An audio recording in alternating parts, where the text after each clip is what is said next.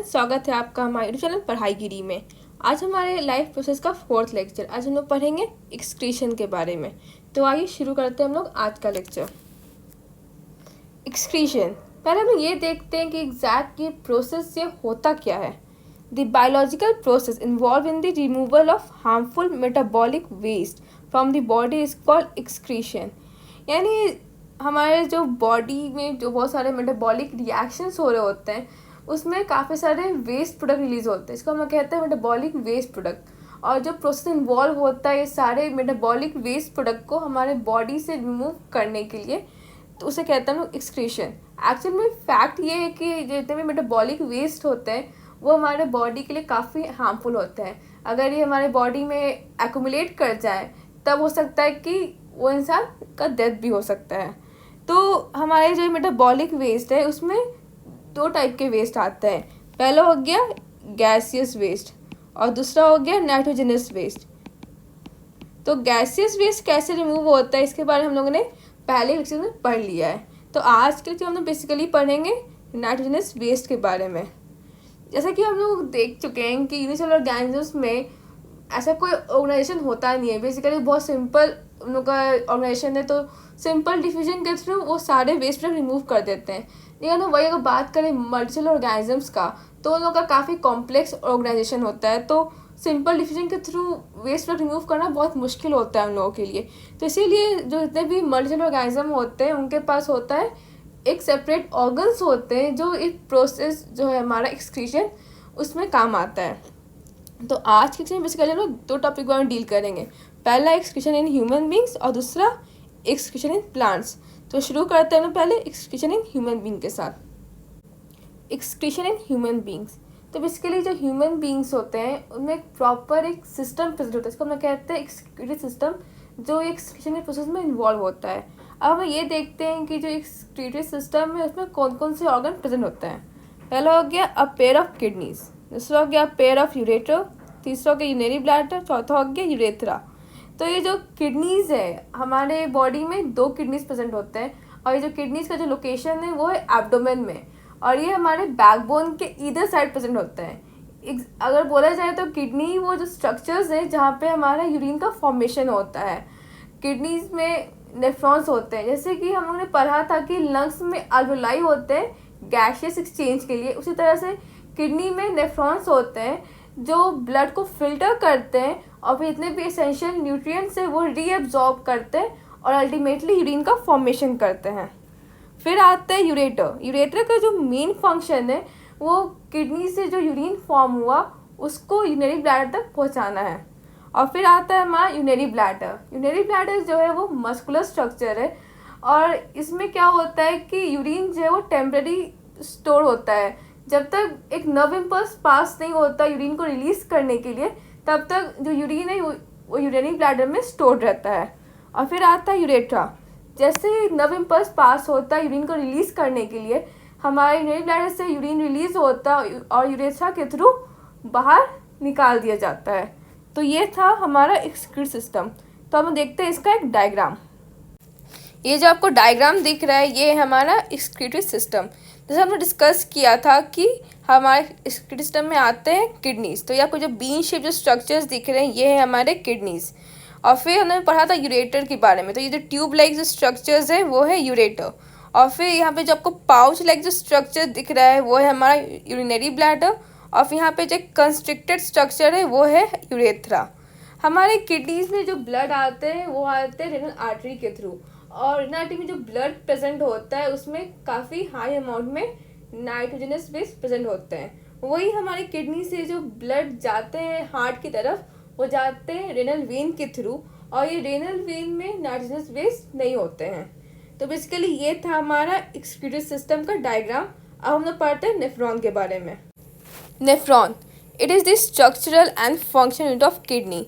यानी ये जो नेफ्रॉन होता है हमारे किडनी का स्ट्रक्चर ऑफ फंक्शनल यूनिट है। एक्चुअली नेफ्रॉन ये वही स्ट्रक्चर्स है जहाँ पे ब्लड का फिल्ट्रेशन होता है और जितने भी एसेंशियल न्यूट्रिएंट्स हैं वो रीअब्जॉर्ब होते हैं और अल्टीमेटली यूरिन का फॉर्मेशन होता है। तो हमारे नेफ्रॉन बेसिकली 5 स्ट्रक्चर्स को मिलकर बनता है।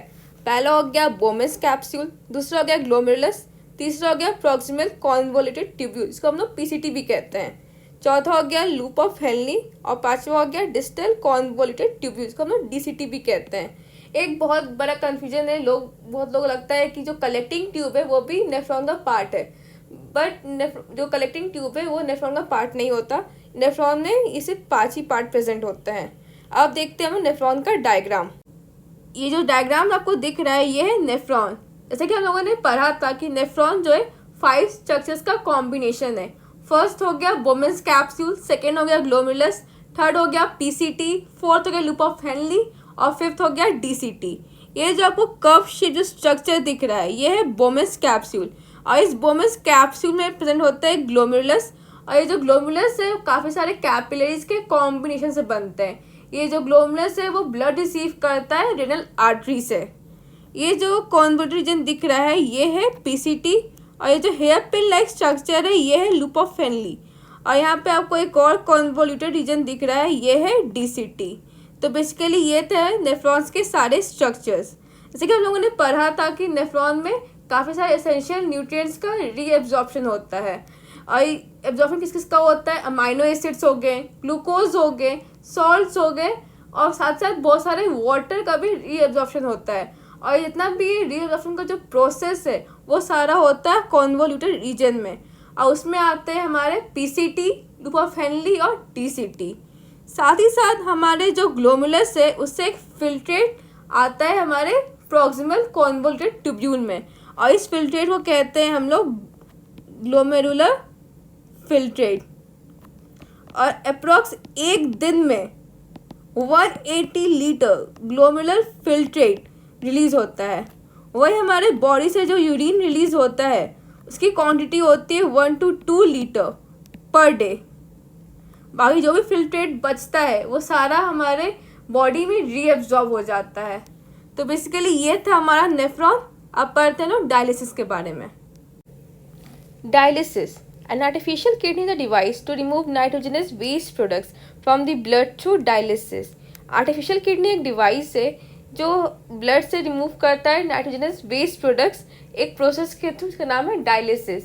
यहाँ पे एक बहुत इंपॉर्टेंट पॉइंट है जो आपको ध्यान रखना चाहिए कि जो डायलिसिस है एक प्रोसेस है, वही जो एक आर्टिफिशियल किडनी एक डिवाइस है जो वर्क करता है डायलिसिस के प्रोसेस पर। देखो एग्जैक्टली होता क्या है कि अगर किसी पेशेंट का किडनी फेल कर जाए, मतलब तो एग्जैक्टली होता ये है कि अगर कोई इन्फेक्शन हो या फिर कोई इंजरी की वजह से किडनी डैमेज हो गया, इसकी वजह से किडनी प्रॉपरली वर्क नहीं कर पाता है, तो ये जो स्टेट होता है जिसमें किडनी प्रॉपर वर्क नहीं करता इसमें इसे हम लोग कहते हैं किडनी फेलियर।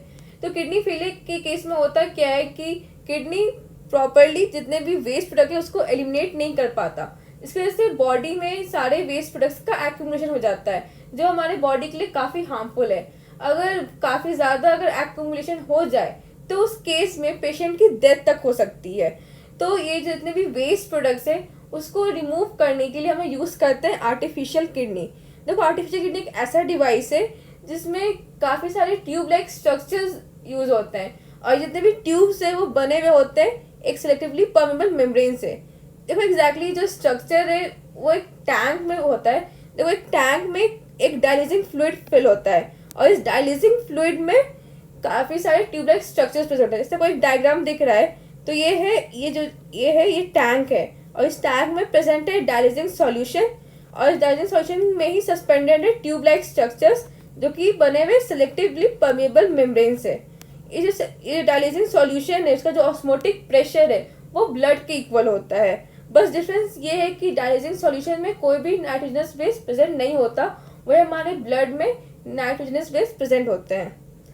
देखो होता कुछ ये है कि जो पेशेंट है उसके बॉडी से ब्लड पंप किया जाता है इस टैंक में, और फिर इस टैंक में ब्लड प्यूरिफाई किया जाता है, और प्यूरिफाई करने के बाद वापस ब्लड जो है वो पेशेंट में पंप कर दिया जाता है। जो यूज डायलिसिंग फ्लूइड है उसको रिमूव कर दिया जाता है, और वही न्यू डायलिसिंग फ्लूइड है जिसको हम लोग कहते हैं फ्रेश डायलिसिंग सॉल्यूशन, वो टैंक में पंप कर दिया जाता है।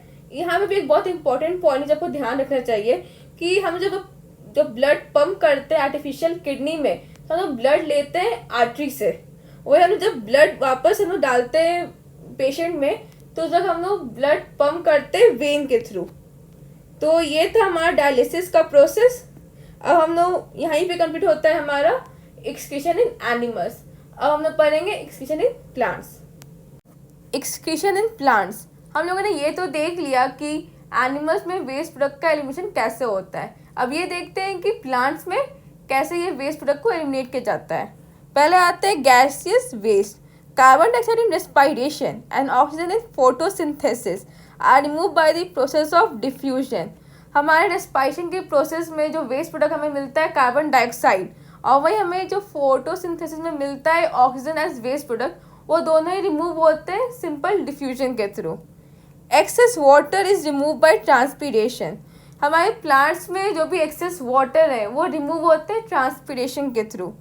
अब बात आती है अदर वेस्ट प्रोडक्ट्स की, तो इसमें बेसिकली 4 ऑप्शंस अवेलेबल हैं। स्टोर्ड इन सेलुलर वैक्यूल्स, या तो वो सेलुलर वैक्यूल्स के फॉर्म में स्टोर हो जाते हैं। Stored in leaves that falls off, या फिर वो लीव्स में स्टोर हो जाते हैं जो कि गिरने वाले होते हैं। Stored as gums, resins in old xylem, या तो ये ओल्ड जाइलम में स्टोर हो जाते हैं रेसिन्स या फिर गम्स के फॉर्म में। Excreted in soil around them, या तो फिर जो प्लांट के आसपास जो भी सॉइल होता है उसमें एक्सक्रीट कर दिए जाते हैं। तो ये था हमारा एक्सक्रीशन इन प्लांट्स। तो यहीं पे कंप्लीट होता है हमारा आज का लेक्चर। साथ ही साथ हमारा जो लाइफ प्रोसेस है ये चैप्टर भी कंप्लीट होता है। आपको जो भी डाउट है आप हमारे टेलीग्राम चैनल पढ़ाई भी पे हमें कांटेक्ट कर सकते हैं। तब तक के लिए हमारे चैनल को लाइक करें, शेयर करें और सब्सक्राइब करें। Thank you.